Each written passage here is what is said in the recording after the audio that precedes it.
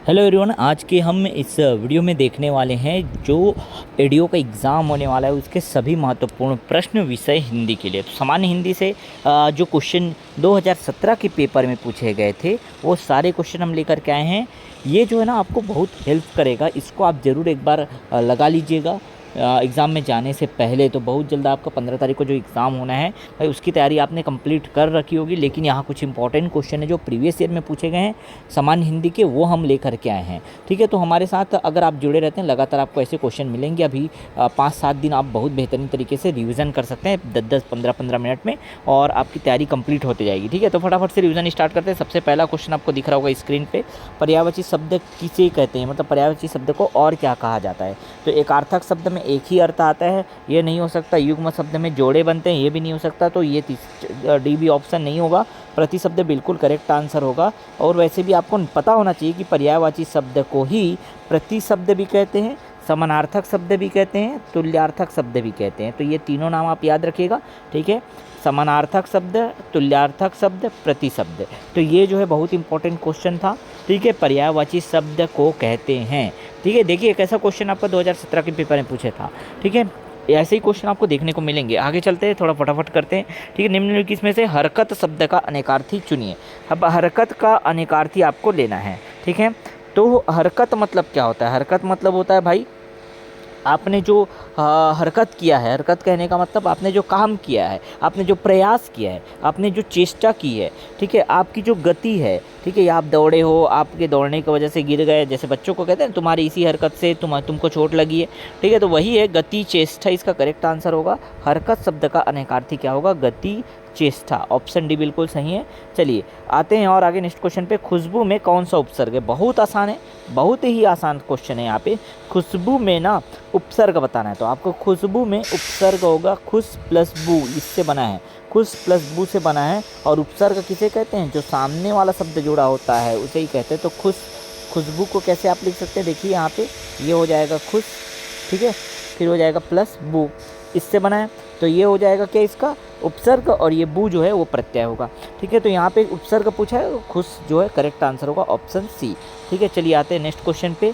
Next question आपको दिख रहा होगा, प्रत्यय शब्द कितने शब्दों से मिलकर बना है? अब प्रत्यय को आपको बताना है, बहुत आसान है। ठीक है, प्रत्यय शब्द जो है कितने से बना है? तो देखिए प्रत्यय को जब आप संधि विच्छेद करते हैं, ठीक है, प्रति प्लस अ से मिलकर प्रत्यय बना है, प्रति प्लस अ। ठीक है, तो 2 शब्दों से मिलकर बना है। कितने शब्दों से मिलकर बना है? 2 शब्दों से मिलकर बना है प्रत्यय जो है प्रति प्लस अ से। ठीक है, तो 2 जो है बिल्कुल करेक्ट आंसर होगा इसका। ठीक है, चलिए आते हैं नेक्स्ट क्वेश्चन पे। साल दर साल किस समास का उदाहरण है? बहुत आसान है। साल दर साल मतलब प्रत्येक साल। ठीक है, साल दर साल बोल रहा है मतलब प्रत्येक साल हो रहा है। और प्रत्येक शब्द किस में आता है? कौन से समास में? अवयवी भाव में आता है। बिल्कुल सही, प्रत्येक, हर एक ऐसा शब्द आता है अवयवी भाव में। आपने पढ़ा होगा तो आपको ये पता होगा ट्रिक। ठीक है, तो साल दर साल लिखा है मतलब प्रत्येक वर्ष, प्रति साल। ठीक है, करेक्ट आंसर क्या होगा? ऑप्शन सी होगा। चलिए आते हैं नेक्स्ट क्वेश्चन पे। द्वंद्व समास के कितने भेद होते हैं? बहुत आसान है, एकदम अच्छे से याद रखिएगा। द्वंद्व समास के 3 भेद होते हैं, 3 प्रकार होता है। इतरेतर द्वंद्व, समाहार द्वंद्व और वैकल्पिक द्वंद्व। ठीक है, तो इसको भी नोट डाउन कर सकते हैं आप। इतरेतर होता है, एक समाहार द्वंद्व होता है और एक होता है वैकल्पिक द्वंद्व।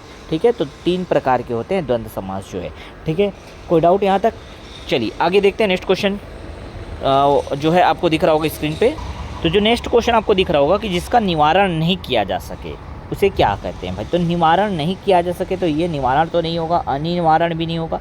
अनिवारण बहुत लोग ये टिक लगा के आते हैं, लेकिन सोचिए एक बार आप एक और ऑप्शन देखिए, डी ऑप्शन आपको दिख रहा है अनिवार्य। अब ये अनिवार्य शब्द आपको देखने को मिलता है कई सारे प्रश्न में, जहाँ आपको बोलता है कि ये अनिवार्य प्रश्न है। अनिवार्य प्रश्न मतलब इसके अलावा आपके पास कोई भी ऑप्शन नहीं बच जाता है। ठीक है, तो ये अनिवार्य का मतलब क्या है कि उसको छोड़ के आपके पास कोई ऑप्शन नहीं बच रहा है, उसके अलावा कोई आपके पास निवारण या निराकरण नहीं है, वही आपको करना है एकमात्र। तो इसका करेक्ट आंसर क्या होगा? डी होगा, बिल्कुल ऑप्शन डी इसका सही है, जिसका निवारण नहीं किया जा सके। ठीक है, चलिए आते हैं नेक्स्ट क्वेश्चन आपको दिख रहा होगा, संज्ञा किस प्रकार का शब्द है? तो संज्ञा जो है किस प्रकार का शब्द है? एक विकारी शब्द है। संज्ञा कैसा है? विकारी शब्द। विकारी शब्द मतलब समझ रहे हैं ना, जो रूपांतरित होते हैं, जिनका हम लोग लिंग, वचन, पुरुष, कारक, काल ये सब अगर बदल सकते हैं उसको विकारी शब्द कहते हैं। और जिसका नहीं बदल सकते, जैसे लिंग नहीं बदल सकते, वचन, पुरुष, किसी भी स्थिति में हम उसका रूप नहीं बदल सकते, उसको क्या कहते हैं? अविकारी शब्द कहते हैं। ठीक है, तो यहाँ पे समझ आ रहा है संज्ञा क्या है? विकारी शब्द है, क्योंकि संज्ञा को लिंग, वचन, पुरुष, काल आदि के हिसाब से हम परिवर्तित करते हैं। मतलब करेक्ट आंसर होगा इसका ऑप्शन बी। ठीक है, चलिए आते हैं नेक्स्ट क्वेश्चन पे। आपको अगर ये अच्छा लग रहा होगा वीडियो तो बिल्कुल लाइक करते जाइएगा। माँ ने बच्चे को बुलाया, ये इस पे आपको बताना है। माँ ने बच्चे को बुलाया किस कारक? तो कर्ता ने कर्म को आपने पढ़ा होगा, कर्ता ने कर्म को, बच्चे को बुलाया, कर्म को बुलाया, बच्चे को बुलाया। ठीक है, तो यहाँ पे हो जाएगा कर्म कारक, बिल्कुल सही। कर्ता ने कर्म को करण से के द्वारा, ये सूत्र आपने याद किया होगा। ठीक है, चलिए तो इसका करेक्ट आंसर क्या होगा? कर्म कारक। आते हैं नेक्स्ट क्वेश्चन पे। नेक्स्ट क्वेश्चन देखिए, निजवाचक सर्वनाम का प्रयोग नीचे किस वाक्य में? निजवाचक मतलब स्वयं के लिए, जिसमें बोला गया स्वयं के लिए, अपने आप के लिए बोला हो। ठीक है, तो यहाँ पे देखिए, मैं आप ही चला आता, मैं आप ही मतलब मैं स्वयं ही चला आता। स्वयं शब्द आता है, अपने आप आता है, स्वयं आता है, खुद से आता है। ये शब्द जो आता है ना, निज, निज, अपने आप के लिए, सेल्फ के लिए अगर बोला जाता है तभी इसका उपयोग किया जाता है भाई, निजवाचक सर्वनाम। तो ये समझ आ गया। चलिए आते हैं नेक्स्ट क्वेश्चन पे। संख्यावाचक विशेषण कितने प्रकार के होते हैं? 3 प्रकार के यहाँ पे होते, 5 प्रकार के होते हैं, सॉरी एक मिनट। संख्यावाचक 3 प्रकार के होते हैं। ठीक है, 3 प्रकार के होते हैं, 5 प्रकार के नहीं। ठीक है, एक होता है निश्चित संख्यावाचक, अनिश्चित संख्यावाचक, परिमाण बोधक भी होता है। ठीक है, तो 3 प्रकार के होते हैं। करेक्ट आंसर इसका क्या होगा? ऑप्शन बी होगा। ठीक है, निश्चित, अनिश्चित और परिमाण बोधक संख्यावाचक। चलिए आते हैं नेक्स्ट क्वेश्चन पे। दुखी होना किस क्रिया का उदाहरण है? दुखी होना किस क्रिया का उदाहरण है? ठीक है, तो ये सहायक क्रिया बिल्कुल नहीं है। दुखी होना सहायक क्रिया नहीं है, पूर्वकालिक क्रिया भी नहीं है, ये नामबोधक क्रिया है। नामबोधक क्रिया मतलब जो संयुक्त रूप से बनता है, संज्ञा या सर्वनाम के साथ जो संयुक्त रूप से बनता है वो नामबोधक क्रिया है। ठीक है, दुखी होना, निराश होना, ये नामबोधक क्रिया है। सहायक क्रिया में तो आप जानते हैं, ये क्रिया के अर्थ को स्पष्ट करता है। वह आता है, तुम सोए हुए हो, कुछ उदाहरण यहाँ पे दिख रहे होंगे आपको स्क्रीन पे। ठीक है, चलिए आते हैं नेक्स्ट क्वेश्चन पे। जीवन में वाक्य का क्या महत्व है? भाई सीधी सी बात है इसमें।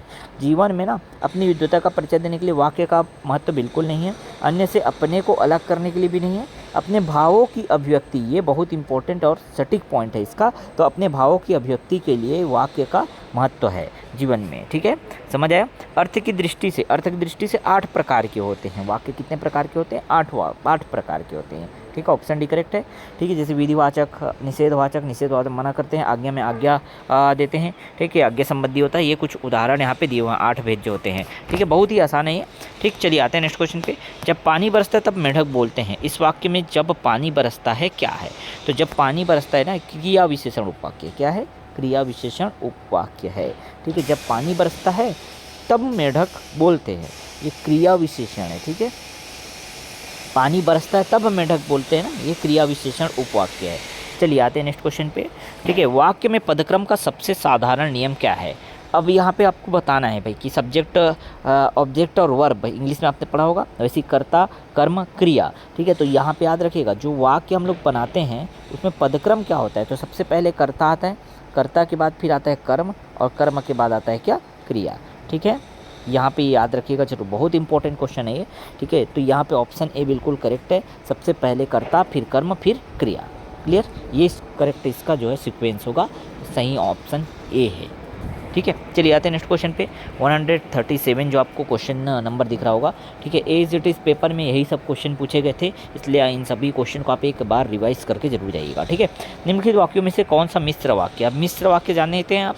ठीक है, मिश्र वाक्य में क्या होता है? सरल वाक्य के अतिरिक्त और एक वाक्य होता है, मिश्र वाक्य वही होता है। वह कौन सा मनुष्य है जिसने महाप्रतापी राजा भोज का नाम ना सुना? कितना आसान है इसको आपको डिटेक्ट करना कि भाई ये बिल्कुल सही है, मिश्र वाक्य है, इसमें मिला हुआ वाक्य है। एक सरल वाक्य के अतिरिक्त एक और जो है इसका वाक्य जुड़ा होता है। बस करेक्ट आंसर यही है, इसको मिश्र वाक्य कहते हैं, और यहाँ पे ऑप्शन भी बिल्कुल सही है। ठीक है, चलिए जो, जिसको, जिससे, ऐसा कुछ शब्द आ गया ना, बस वही है। ठीक है, चलिए आते हैं। घड़ों पानी पड़ जाना बहुत इंपॉर्टेंट है, मुहावरे से भी क्वेश्चन आपको देखने को मिलेंगे। ठीक है, इस तरह से आप क्वेश्चन पेपर आप जब देखते हैं ना, क्वेश्चन देखते हैं तो आपको एक आइडिया लगता है कि किन किन टॉपिक से क्वेश्चन पूछा जा रहा है। तो मुहावरे से भी क्वेश्चन आपको करके जाना, अच्छे से मुहावरे पूरा कर लीजिएगा। घड़ों पानी पड़ जाना, घड़ों पानी पड़ जाना मतलब लज्जित होना, एकदम अत्यंत लज्जित हो जाना, बेहद लजाना। ठीक है, घड़ों पानी पड़ जाना, अत्यंत लज्जित होना। करेक्ट आंसर इसका ऑप्शन सी है। चलिए आते हैं नेक्स्ट क्वेश्चन पे।